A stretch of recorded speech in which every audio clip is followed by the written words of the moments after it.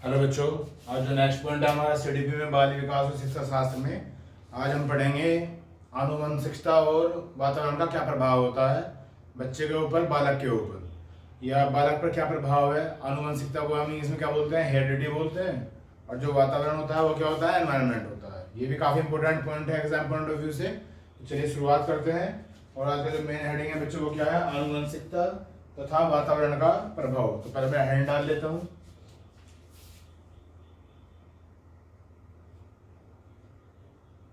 आनुवंशिकता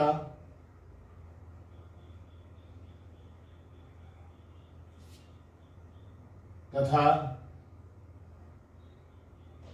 वातावरण का प्रभाव।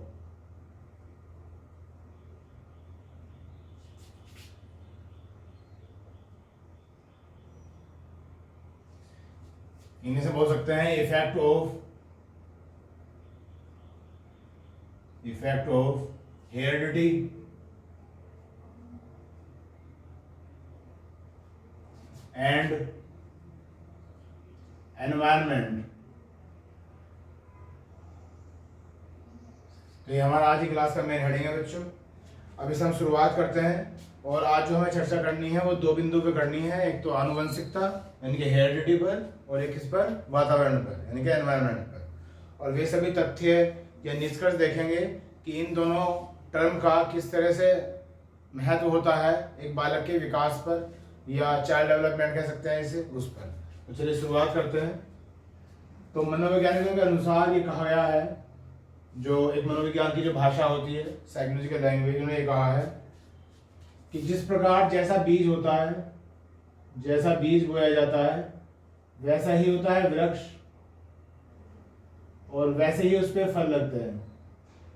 जैसे ही आप सीड बोओगे तो जो ट्री होगा वो भी वैसे ही होगा, और जो फ्रूट देगा वह ट्री वो भी उसी के अनुसार ही देगा। इसी प्रकार इस बात को आगे बढ़ाते हुए फिर उन्होंने कहा है कि जो माता पिता होते हैं,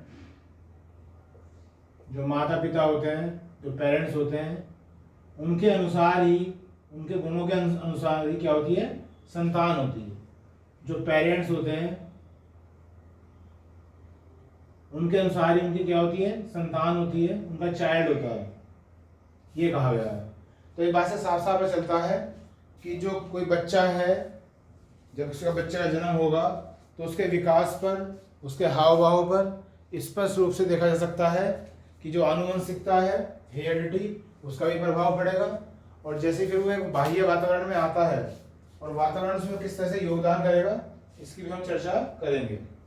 अब यहाँ पे कुछ मनोवैज्ञानिक ऐसे हैं जिन्होंने वातावरण को काफी मुख्य माना है, और कुछ ऐसे हैं जिन्होंने आनुवंशिकता को बहुत ही मुख्य माना है। सबके अपने अपने विचार हैं। उनमें से मनोवैज्ञानिक हैं जिनका नाम है वाटसन। वाटसन ने कहा है कि आनुवंशिकता तो जरूरी है, हेरिडिटी तो जरूरी है। लिख लेते हैं। वाटसन के अनुसार, अकॉर्डिंग टू वाटसन, अब वाटसन ने कहा कि जो आनुवंशिकता है वो तो जरूरी है।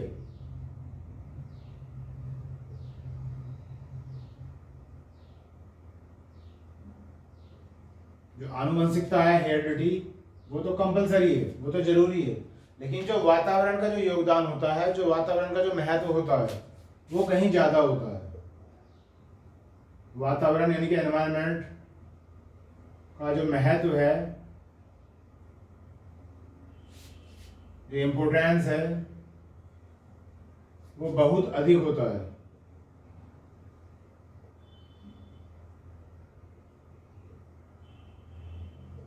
तो जैसे बच्चों में अभी बता रहा हूँ कि अलग अलग जो मनोवैज्ञानिक हैं उन्होंने कहा है, किसी ने कहा है कि आनुवंशिकता बहुत जरूरी है, किसी ने कहा है कि वातावरण बहुत जरूरी है, किसी ने कहा है कि दोनों ही बहुत जरूरी है। लेकिन उनमें से एक बहुत चर्चित है, उनका नाम है वाटसन। उन्होंने कहा कि आनुवंशिकता तो जरूरी है बाल विकास में, चाइल्ड डेवलपमेंट में, लेकिन जो वातावरण का योगदान है वो बहुत ज्यादा है। फिर अपनी बात का समर्थन करते हुए उन्होंने कहा है कि उचित वातावरण के अनुसार, उचित वातावरण के अनुसार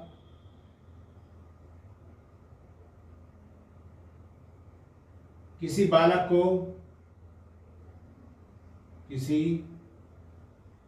बालक को डॉक्टर, वकील,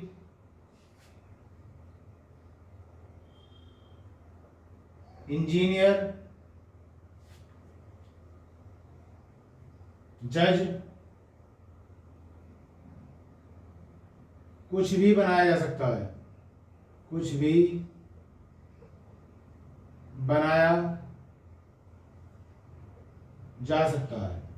अब इन्होंने ये जो बात कही है, इस बात को कहते हुए इन्होंने कहीं ना कहीं ये समर्थन किया है कि जो वातावरण है वो बाल विकास में बहुत ही महत्वपूर्ण योगदान रखता है। इन्होंने कहा है कि आनुवंशिकता के अनुसार, यानी कि जो जेनेटिक्स होती है, जो हेरिडिटी होती है, उसके अनुसार बच्चे में जो है माता पिता के गुण आ जाते हैं, ट्रांसफर हो जाते हैं।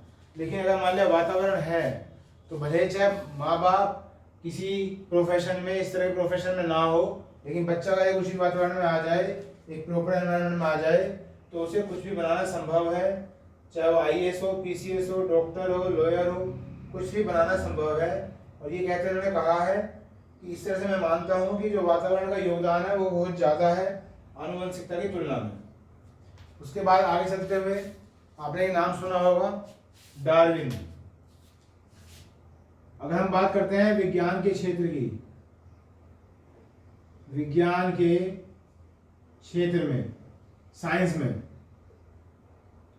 तो जो साइंस में इस तरह के जो कार्य किए हैं आनुवंशिकता के लेकर, जो शोध किए हैं, जो रिसर्च किए सबसे पहले, तो आपने पढ़ा होगा, उनका नाम है डार्विन।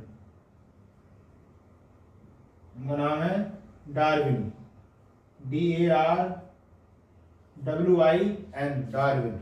लेकिन अगर मैं मनोविज्ञान की बात करूं, अगर मैं साइकोलॉजी की बात करता हूं, तो सबसे पहले जो अध्ययन किए हैं वो जो मनोवैज्ञानिक है उनका नाम है गाल्टन।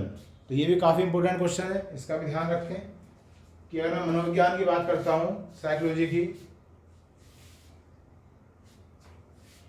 अगर बात करते हैं मनोविज्ञान की,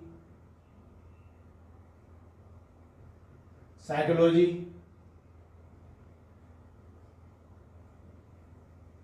तो जो सबसे पहले अध्ययन किए हैं, जो सबसे पहले स्टडीज की है, उनका नाम है गाल्टन।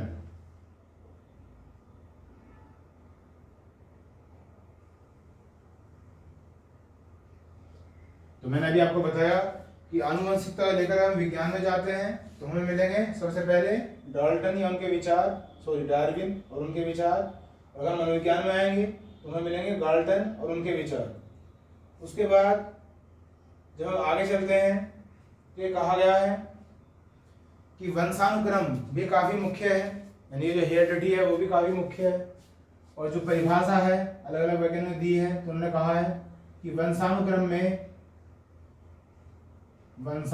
में अभी तो इसकी स्टार्टिंग हो रही है और काफ़ी बड़ा टॉपिक है ये, तो ध्यान से सब समझे, आपको लिख के दिखाया जा रहा है। वंशानुक्रम में, हेरिडिटी में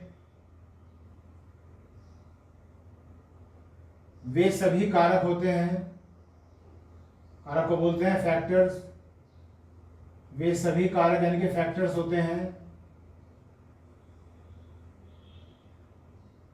जो किसी बालक के प्रारंभिक जीवन यानी कि इनिशियल लाइफ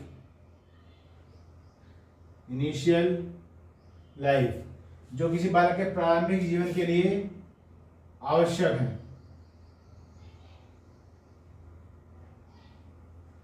ये कहा गया है परिभाषा में कि जो बच्चा अपने जीवन की शुरुआत करता है, जब उसका जन्म हो जाता है, तो जितने भी फैक्टर उसे रिक्वायर्ड होते हैं इस बाह्य वातावरण से समायोजित होने के लिए, एडजस्ट होने के लिए, तो वे सब कहीं ना कहीं जो हैं वंशानुक्रम से ही उसके अंदर आते हैं। और जब वे वंशानुक्रम से आएंगे तो कहीं ना कहीं वंशानुक्रम का जो योगदान है, जो हेरिडिटी का योगदान है, वो कहीं ज़्यादा हो जाएगा, किसकी तुलना में, वातावरण की तुलना में। तो इस तरह से अलग अलग मनोवैज्ञानिकों ने अपनी बात कहते हुए कभी किसी शब्द का और कभी किसी शब्द का प्रयोग किया है, और कभी आनुवंशिकता का समर्थन किया है, तो कभी वातावरण का समर्थन किया है। उसके बाद एक और इम्पोर्टेंट मनोवैज्ञानिक है, इसके हम पहले भी चर्चा कर चुके हैं, उनका नाम है डिंकमेयर। डिंकमेयर उनका नाम है। तो उन्होंने भी कुछ रूल दिए हैं, अपने नियम दिए हैं, तो वो लिख लेते हैं। डिंकमेयर, DINKMEYER, डिंकमेयर के अनुसार, तो इन्होंने 2 नियम दिए थे, और ये नियम हम पहले भी पढ़ चुके हैं किसी पीरियड में। तो एक नियम था भिन्नता का नियम, तो वो यहाँ भी आएंगे, भिन्नता का नियम। तो ये जो नियम का कोई आपसे पूछे कि जो भिन्नता का नियम है किसने दिया है, तो आप कहोगे कि डिंकमेयर महोदय ने दिया है। इसे इंग्लिश में कह सकते हैं लॉ ऑफ वेरिएशन। और ये नियम क्या है और कैसे है, इसकी हम बात करेंगे। पहले भी हम कर चुके हैं, अगर आपको याद आ रहा हो और आपने पहले वीडियो देख लिया हो। भिन्नता का नियम पहले इंग्लिश में लिख देता हूँ, लॉ ऑफ वेरिएशन। तो इस नियम के अनुसार ये कहा गया है कि जो एक ही माता पिता की जो संतान होती है, एक ही माता पिता की संतानों में भिन्नता पाई जाती है, भिन्नता पाई जाती है। तो इस नियम को ही भिन्नता का नियम कह देते हैं, लॉ ऑफ वेरिएशन कह देते हैं। कि एक ही माता पिता की अगर संतान है, तो इसका मतलब जो आनुवंशिकता के गुण हैं वो तो दोनों में समान ही होने चाहिए थे। फिर भी अगर वो भिन्न है, अगर वो अलग है, तो कहीं ना कहीं ये बात समर्थन करती है कि उस पर जो है वातावरण का प्रभाव अधिक होता है। तो इस रूल को समझाते हुए यहाँ कहा गया है कि भिन्नता का नियम होता है, जिसे डिंकमेयर ने दिया था। और क्या कह के दिया था कि एक ही माता पिता की अगर संतान है तो वो भी अलग हो सकती है। तो कहीं ना कहीं जो वातावरण का योगदान होता है वो कहीं ज़्यादा होता है। उसके बाद फिर दूसरा नियम है, इसे बोलते हैं प्रत्यागमन का सिद्धांत या प्रत्यागमन का नियम। ऊपर लिख लेते हैं नंबर 2। ये काफी इंपॉर्टेंट है दोनों। प्रत्यागमन का नियम, इसे इंग्लिश में बोल सकते हैं law of regression, law of regression. इसमें कहा गया है कि अगर मान लिया माता पिता जो है प्रबल बुद्धि के हैं, तो कोई जरूरी नहीं है कि जो उनकी संतान है वो भी प्रबल बुद्धि की हो सकता है वे दुर्बल बुद्धि की उनकी संतान हो। पहले लिख लेता हूं मैं, यदि माता पिता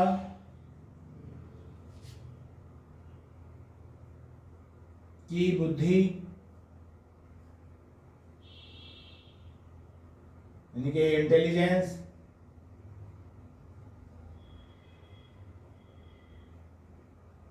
प्रबल है,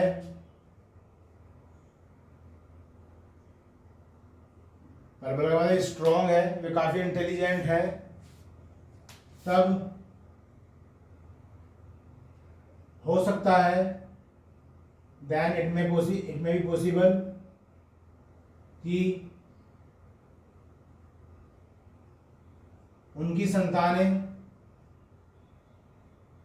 उनकी संतान जो उनके बच्चे हैं, उनकी संतान जो है दुर्बल बुद्धि के हों,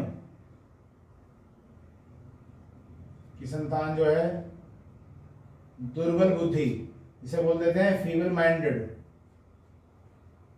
उनकी जो संतान है वो दुर्बल बुद्धि के हों। इस नियम को कहा गया है प्रत्यागमन का नियम। और ये नियम भी किसने दिया था बच्चों? डिंकमेयर ने दिया था। ये दोनों नियम आपको बिल्कुल याद होने चाहिए, कई बार एग्जाम में पूछे जा चुके हैं कि नियम किसने दिए हैं और ये क्या है। तो इसमें साफ साफ कहा गया है कि अगर मान लिया जेनेटिक्स चीज़ें होती हैं या हेरिडिटी चीज़ें होती हैं, तो अगर मान लिया माता पिता जो है प्रबल बुद्धि के हैं, तो फिर तो उनकी संतान भी प्रबल बुद्धि की होनी चाहिए। लेकिन ऐसा कोई जरूरी तो होता नहीं, हो सकता है प्रबल बुद्धि की हो और हो सकता है दुर्बल बुद्धि के हों। तो इस बात से भी साफ साफ पता चलता है कि जो वातावरण का योगदान है, जो वातावरण का प्रभाव है, उसे नेगलेक्ट नहीं किया जा सकता। इस तरह से बहुत सारे मनोवैज्ञानिकों ने अपने अपनी बातों को बताया है, जो कुछ मुख्य है वो मैं आपके सामने समझा रहा हूँ या मैं आपके सामने लिख पा रहा हूँ। तो ये हमने नियम पढ़ लिए बच्चों। उसके बाद अब हेडिंग डालते हैं महत्व, यानी कि इम्पोर्टेंस, कि इम्पोर्टेंस क्या है और कैसे है। अभी तो मैंने आपको स्टार्टिंग बताई इसकी, तो अब हेडिंग बता रहे हैं कि जो बाल विकास होता है, यानी कि जो बच्चा होता है, बालक होता है, उस पर आनुवंशिकता का यानी कि हेरिडिटी का और वातावरण का यानी कि एनवायरनमेंट का महत्व क्या होता है। तो नेक्स्ट हेडिंग आ रहा है महत्व, जिसे इंग्लिश में कह सकते हैं इम्पोर्टेंस।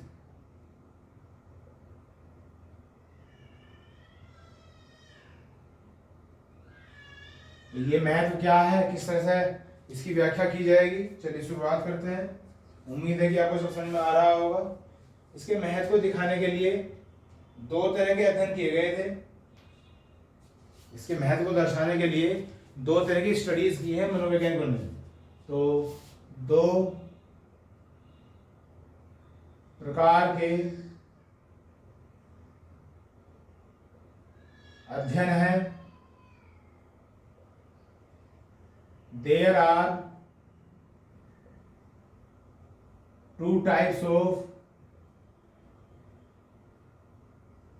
studies। अभी अध्ययन क्या है? नंबर एक तो जो जुड़वा बच्चे होते हैं, ट्विंस, उनको लेकर अध्ययन किया गया था। और दूसरे होते हैं जो पोष्य बच्चे होते हैं, जिनका पालन पोषण किया जाए, उनके ऊपर अध्ययन किया गया था। तो दोनों अध्ययन हो गए हैं। एक तो होता है जुड़वा बच्चों का अध्ययन नंबर एक में, जुड़वा बच्चों का अध्ययन किया गया था। इसे बोल सकते हैं स्टडीज ऑफ ट्विंस। और जो दूसरा अध्ययन था बच्चों, वो था पोष्य बच्चों का अध्ययन। पोष्य बच्चों का अध्ययन, जिसे इंग्लिश में बोल देते हैं studies of foster children. Studies of foster children. और इन दोनों अध्ययन के द्वारा हम महत्व दर्शाने का प्रयास करेंगे कि इन दो टर्म का क्या महत्व है चाइल्ड डेवलपमेंट पर। पोष्य बच्चों का अध्ययन, तो इसलिए लिखेंगे स्टडीज ऑफ फोस्टर चिल्ड्रन। ये हमारे हेडिंग हो गई। दोबारा समझ लीजिए, महत्व को दर्शाया जा रहा है। दो प्रकार के अध्ययन के द्वारा जो है महत्व को दर्शाया जाएगा। एक है जुड़वा बच्चों का अध्ययन, स्टडीज ऑफ ट्विंस, और दूसरा है पोष्य बच्चों का अध्ययन, स्टडीज ऑफ फोस्टर चिल्ड्रन। तो अभी मैंने जो आपको बताया, उम्मीद है कि आपको समझ में आया होगा। अब मैं इसे रब कर रहा हूं और फिर से शुरुआत करते हैं आगे।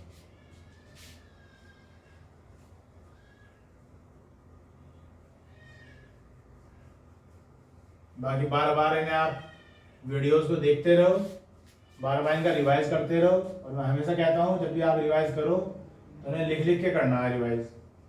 सिर्फ मात्र सुनने से कुछ नहीं होने वाला। जब तक कि आप उस सब्जेक्ट को फील करके उसे लिखोगे नहीं तो इम्प्रूवमेंट बहुत ही कम आएगा। और अगर आप लिख लोगे तो इम्प्रूवमेंट बहुत ज़्यादा हो जाएगा। और एग्जाम में सब इनमें से आना है, अलग से कुछ नहीं आना, क्योंकि मैं कुछ छोड़ने का ही नहीं। सारे टॉपिक आपके कवर हो जाएंगे, जितने भी टॉपिक हैं।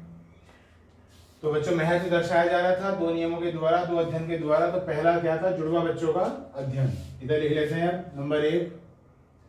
तो जुड़वा बच्चों का अध्ययन बताया जा रहा है पहले, नंबर एक। तो जुड़वा बच्चों के अध्ययन में कहा गया है कि जुड़वा बच्चे होते हैं ये भी दो प्रकार के होते हैं। जो जुड़वा बच्चे होते हैं, जो ट्विंस होते हैं, ये भी दो प्रकार के होते हैं। इसके भी दो टाइप होते हैं, दो प्रकार के होते हैं। अब ये दो प्रकार के कैसे होते हैं? एक तो होते हैं जो बिल्कुल समरूप होते हैं, एक जैसे होते हैं, तो उन्हें तो कहते हैं एकांकी जुड़वा बच्चे। एकांकी जुड़वा बच्चे। तो यहाँ मैं ए लिख रहा हूं, इसका जो पार्ट है उसे बोला जा रहा है एकांकी जुड़वा बच्चे, जिसे बोल सकते हैं आइडेंटिकल, इंग्लिश में बोल सकते हैं आइडेंटिकल ट्विंस बोल सकते हैं। और जो दूसरा प्रकार होता है वो बोलते हैं भ्रातृय, हिंदी में बोलेंगे भ्रातृय जुड़वा बच्चे, और इसे बोलते हैं फ्रैटर्नल ट्विंस, फ्रैटर्नल ट्विंस। अभी जो है अध्ययन किए गए हैं मनोवैज्ञानिकों के द्वारा। अब ये बता दिया गया कि जो जुड़वा बच्चे होते हैं ये भी दो प्रकार के होते हैं, एक एकांकी जुड़वा बच्चे और एक भ्रातृय जुड़वा बच्चे, यानी कि फ्रैटर्नल ट्विंस। अब इनमें क्या अंतर है? अब इनमें अंतर ये बताया गया है कि जो एकांकी जुड़वा बच्चे होते हैं, नाम में लिखा हुआ है आइडेंटिकल, तो ये बिल्कुल क्या होते हैं? समरूप होते हैं। बिल्कुल क्या होते हैं? समरूप होते हैं। इनका जो नैन नक्श है बिल्कुल एक जैसे दिखाई देते हैं, बिल्कुल आइडेंटिकल दिखाई देते हैं, समरूप। अब जब समरूप दिखाई देते हैं, जिन्हें इंग्लिश में फिर कहा जाएगा आइडेंटिकल, बिल्कुल एक जैसे ही दिखाई देते हैं। और जो भ्रातृय जुड़वा बच्चे हैं ये समरूप दिखाई नहीं देते, ये समरूप दिखाई नहीं देते, ये जो है आइडेंटिकल दिखाई नहीं देते। तो एक अंतर तो इसमें ये बताया गया है, ठीक है, उम्मीद है आपको समझ में आ गया होगा। दूसरा अंतर यह है कि जो एकांकी जुड़वा बच्चे हैं बच्चों, इनमें ऐसा होता है कि जब भी जुड़वा बच्चों का जन्म होगा तो या तो ये हमेशा दोनों लड़की ही होंगी, दोनों बालिका ही होंगी, दोनों गर्ल्स ही होंगी, या दोनों बॉयज ही होंगे, या तो दोनों के दोनों बालक ही होंगे यानी कि बॉयज, या दोनों के दोनों बालिका ही होंगी यानी कि गर्ल्स। तो एक डिफरेंस ये भी है। जबकि अगर मैं भ्रातृय की बात करता हूं तो भ्रातृय यानी कि फ्रैटर्नल ट्विंस में कुछ भी हो सकता है। हो सकता है एक बॉय हो एक गर्ल हो सकता है दोनों ही बालक हो सकता है दोनों ही बालिका हो, यहाँ कोई निश्चित नहीं होता। तो हो सकता है कि एक बालक और एक बालिका हो, एक तो बॉयज हो और एक क्या हो? गर्ल हो। या हो सकता है कि दोनों बालक हो, या हो सकता है दोनों बालिका, दोनों बॉयज हो या दोनों गर्ल्स हो। तो एक अंतर ये समझ में आता है। तो अगर आपसे कोई पूछे कि जो जुड़वा बच्चे हैं ये क्या है और कितने प्रकार के हैं, तो आप बोलोगे कि एकांकी जुड़वा बच्चे हैं। तो एकांकी जुड़वा बच्चे जो होते हैं तो बिल्कुल समरूप होते हैं, एक जैसे दिखाई देते हैं। और ऐसे बच्चे तो दोनों लड़के होते हैं दोनों लड़की होती हैं। जबकि जो भ्रातृय होते हैं ये समरूप नहीं होते और इनमें कुछ भी हो सकता है, एक लड़का एक लड़की भी हो सकते हैं, दोनों लड़के या दोनों लड़की भी हो सकते हैं, ऐसा इन्होंने कहा है। अच्छा, ये पढ़ाया क्यों जा रहा है? क्योंकि हम क्या पढ़ रहे हैं आज? आनुवंशिकता पढ़ रहे हैं। तो ये भी अध्ययन किए गए हैं मनोवैज्ञानिक के द्वारा। अभी आगे पता चलेगा आपको कि ऐसा क्यों बताया गया। आगे जाके फिर ये एक लिंक बनाएंगे वातावरण में और किसमें? आनुवंशिकता में, और अपनी बात को प्रूव करने का प्रयास करेंगे कि कैसे वातावरण अफेक्ट करता है बाल विकास को और किस तरह से आनुवंशिकता प्रभावित करती है बाल विकास को। तो अभी तो हमने समझा बच्चों की जुड़वा बच्चे भी दो प्रकार के होते हैं। अब जुड़वा बच्चों में जो अध्ययन किया गया इन पे भी अध्ययन किए गए, ये दो प्रकार के हैं। अब जो अध्ययन किए गए इन पे किए गए एकांकी जुड़वा बच्चों पर यानी कि आइडेंटिकल ट्विंस पर। तो जो इससे आगे यहाँ लिख रहा हूं मैं इधर, यहाँ दोबारा से दो अध्ययन किए गए।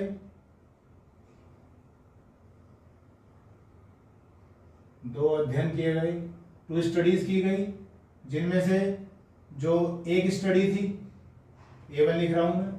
तो एकांकी जुड़वा बच्चे जो बिल्कुल समान वातावरण में रखे गए, जिनका पालन पोषण समान वातावरण में हुआ है। तो हेडिंग क्या डालूं? एकांकी जुड़वा बच्चे लिख देता हूं थोड़ा सा। एकांकी जुड़वा बच्चे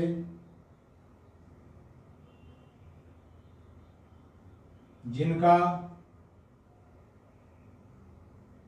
पालन पोषण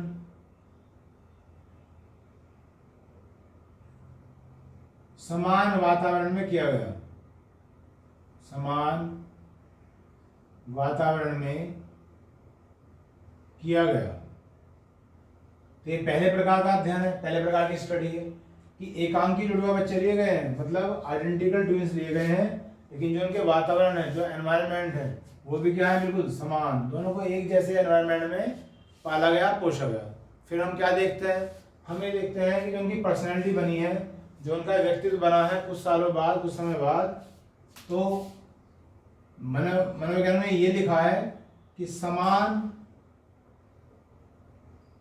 आनुवंशिकी, समान आनुवंशिकी तथा समान वातावरण के गुण आ जाते हैं, के गुण आ जाते हैं उनकी पर्सनैलिटी में। मतलब जो आनुवंशिकी थी, हेरिडिटी, वहां पे जो उनके समान गुण थे वो भी आ गए उनकी पर्सनैलिटी में, और क्योंकि वातावरण भी समान था तो वहां से जो समानता ली गई उनकी पर्सनैलिटी के द्वारा, जो एब्जॉर्ब की गई, वहां से भी समानता के गुण आ गए उनकी पर्सनैलिटी में। तो इस अध्ययन में ये पाया गया। अब उसके बाद क्योंकि दो अध्ययन थे, इस बार जो है वातावरण क्या कर दिया, अलग अलग कर दिया, वातावरण जो है अलग अलग हो गया। इसे मैं अलग कर रहा हूं। तो अब क्या देखा गया, पहले हैंड डाल देते हैं। तो बच्चों जो दूसरा अध्ययन था, जिसे यहाँ तो मैंने A1 लिखा था और यहाँ लिख लेते हैं A2। तो दूसरा अध्ययन में क्या हुआ कि एकांकी जुड़वा बच्चे लिए गए, एकांकी जुड़वा बच्चे ही लिए गए, यानी कि आइडेंटिकल, बार बार लिख रहा हूँ मैं आपके सामने, हिंदी में भी इंग्लिश में भी, ताकि किसी को कोई समस्या ना हो। आइडेंटिकल ट्विंस ही लिए गए। अब इनका जो पालन पोषण है, जिनका पालन पोषण, जिनकी परवरिश हुई, इस बार जो समान वातावरण था, इस बार लिया गया असमान वातावरण, असमान वातावरण में किया गया। यह है दूसरा अध्ययन। मतलब जो इस बार जो एनवायरनमेंट था वो डिफरेंट कर दिया गया दोनों का। बच्चे तो वही थे, एकांकी जुड़वा बच्चे। तो हम क्या देखते हैं कि कुछ समय बाद उनकी पर्सनैलिटी में, उनके व्यक्तित्व में कुछ गुण तो आ जाते हैं आनुवंशिकता के, और कुछ गुण आ जाते हैं वातावरण के। पहले तो आए थे समान गुण, समान गुण तो आए थे आनुवंशिकता से, और समान गुण आए थे वातावरण से। अब हम यहाँ देखते हैं कि जो कुछ गुण है वो तो आगे हैं आनुवंशिकता से,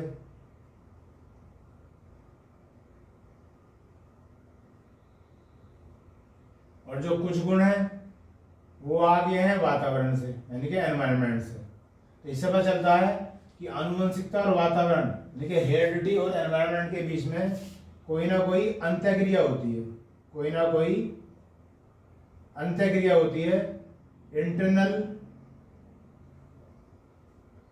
रिएक्शंस होते हैं, जिसकी वजह से ऐसे बच्चों का, या इस अध्ययन में क्या बना था, व्यक्तित्व बना था, यानी कि पर्सनैलिटी बनी थी। तो इस प्रकार अध्ययन किए गए, ये दो अध्ययन तो किए गए किसके लिए, एकांकी बच्चों के लिए।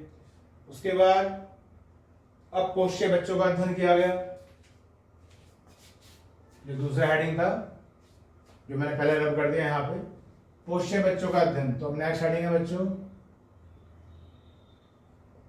पोष्य बच्चों का अध्ययन किया गया। इंग्लिश में बोल सकते हैं स्टडीज ऑफ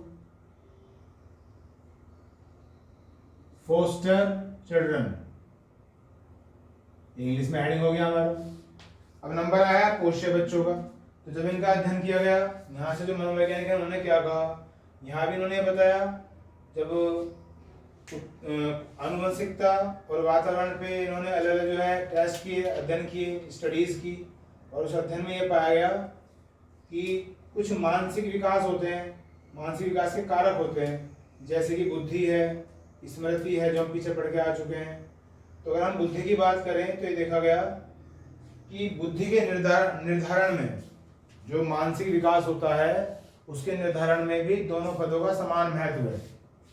उससे बच्चों के अध्ययन में देखा गया है। मैं यहाँ लिख देता हूँ क्या देखा गया। यहाँ देखा गया बुद्धि यानी कि इंटेलिजेंस, बुद्धि में दोनों पदों का समान महत्व है। दोनों पद से मतलब आनुवंशिकता भी और वातावरण भी, हेरिडिटी भी और एनवायरनमेंट भी। ये देखा गया, मनोवैज्ञानिक ने ये बताया कि जब बुद्धि का निर्माण होता है उसमें दोनों पक्षों का समान महत्व देखा गया। उसके बाद फिर अध्ययन में और क्या देखा गया, यह भी देखा गया कि किसी भी सफल व्यक्तित्व में, लिख देता हूं, किसी भी सफल व्यक्तित्व में दोनों पदों के गुण देखे गए। दोनों पदों के गुण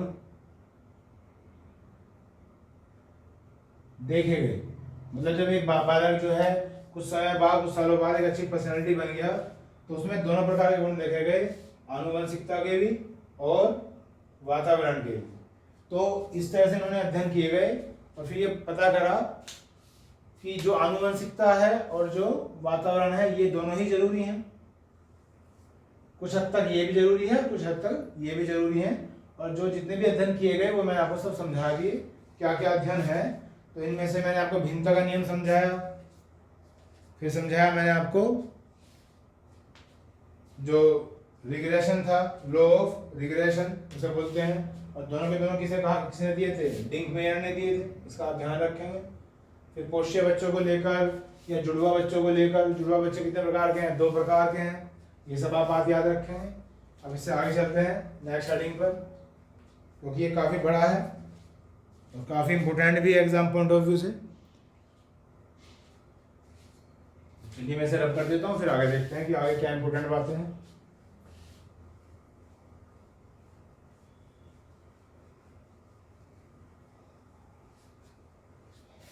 कुल मिलाकर अभी तक तो ये बात हुई कि किसी भी मनोवैज्ञानिक ने निश्चित रूप से ये नहीं कहा कि वातावरण ही ज़्यादा महत्व रखता है या आनुवंशिकता ही ज़्यादा महत्व रखती है। सभी ने कहा कि कुछ महत्व तो है किसका, वातावरण का, एनवायरनमेंट का, और कुछ महत्व है किसका, आनुवंशिकता का। अपने अपने एक्सपेरिमेंट किए, अध्ययन किए और उसके बल में भी ये बात ही बाहर आई। अब नेक्स्ट हेडिंग है बच्चों आनुवंशिकता के नियम। आनुवंशिकता के नियम हेड डाल लेते हैं।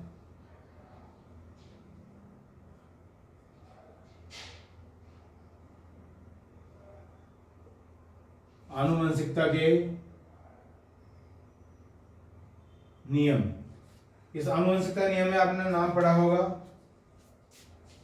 ग्रेगर जोहान मेंडल का, साइंस में भी पढ़ते हैं। इंग्लिश में बोल सकते हैं इसे law of heredity, law of heredity. Science में, बायोलॉजी में हमने इसे पढ़ा है और यहाँ भी इसे पढ़ेंगे क्योंकि यहाँ से क्वेश्चन आ जाते हैं। तो क्या है और कैसे है देखते हैं। तो ग्रेगर जोहान मेंडल एक साइंटिस्ट थे। उन्होंने सबसे पहले आनुवंशिकता पर जो है रिसर्च की और रिसर्च करने के लिए जो मटर के पौधे होते हैं, मटर जिसे पी बोल देते हैं इंग्लिश में, इस पर संकरित किया, इसका संकरण किया, क्रॉसिंग की। तो साइंटिस्ट का नाम क्या है, ग्रेगर जोहान मेंडल बोल दिया जाता है। Gregor Johan Mendel.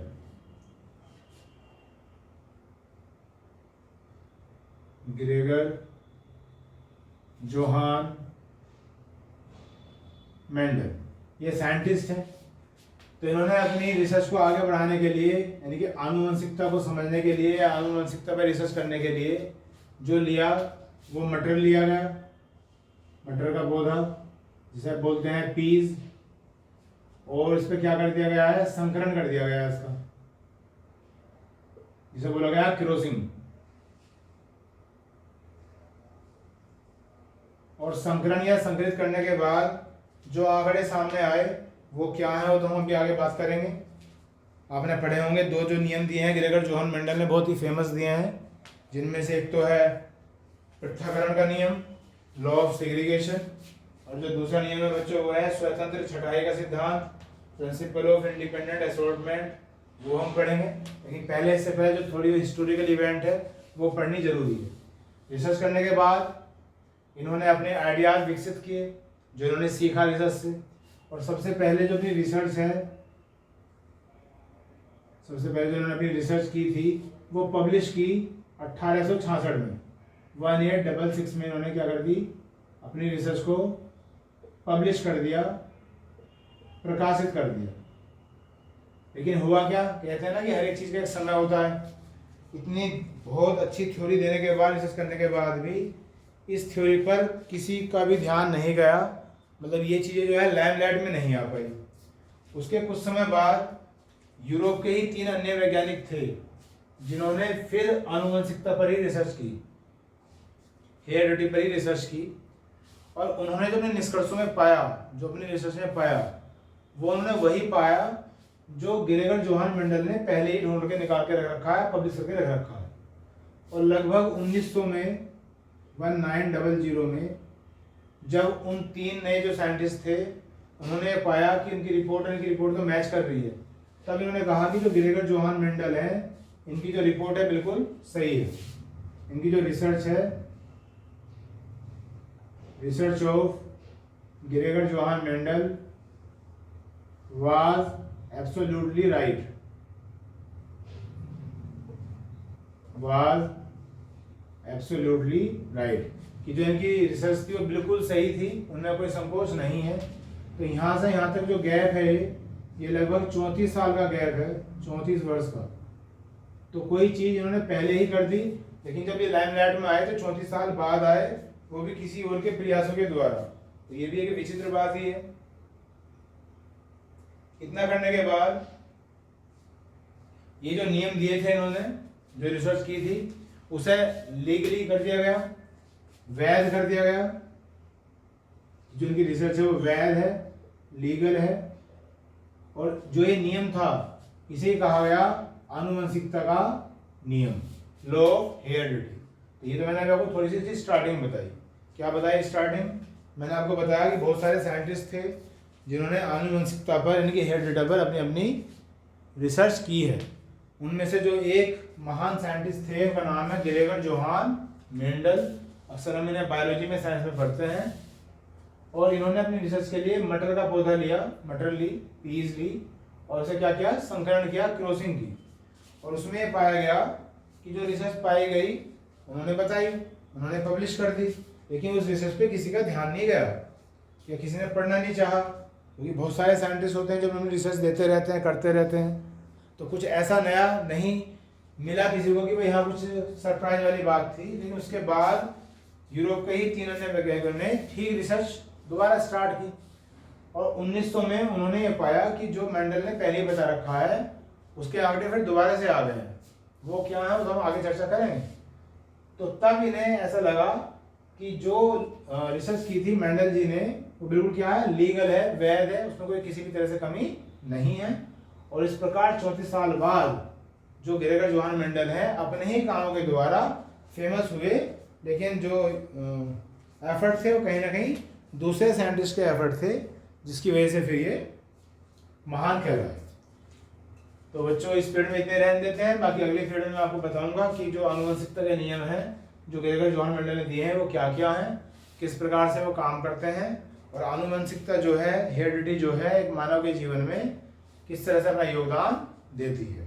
तो इस पीरियड में हमने क्या सीखा, आनुवंशिकता क्या है, वातावरण का प्रभाव क्या है, जुड़वा बच्चे क्या होते हैं, और पोष्य बच्चे क्या होते हैं, फोस्टर चिल्ड्रन क्या होते हैं, किस प्रकार इन दोनों टर्म का उन पर महत्व है, ये सब चीज़ हमने सीखी, कुछ नियम सीखे, और ग्रेगर जो हमारे मेंडल की जो स्टार्टिंग है वो हिस्ट्री है वो भी थोड़ी सी हमने सीखी। चलिए अब नेक्स्ट वीडियो में मिलेंगे। इस वीडियो में बस इतना ही।